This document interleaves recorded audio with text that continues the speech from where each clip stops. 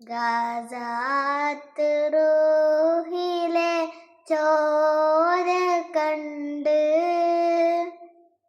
ഞാനും എഴുതട്ടൊരു കണ്ണീർ കാവ്യം.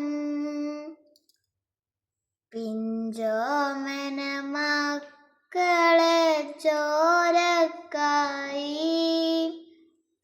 ദാഹിച്ചലയുന്നൊരു ചെന്നായ്ക്കൂട്ടം. മരിച്ചത് ഞാനല്ല, നീയാണ് മുസ്ലിം. ഫാഫിസ തടവറയിൽ അടിമയായി നിൽപ്പോനി എന്നു തീരും ഈ കണ്ണുനീരിൻ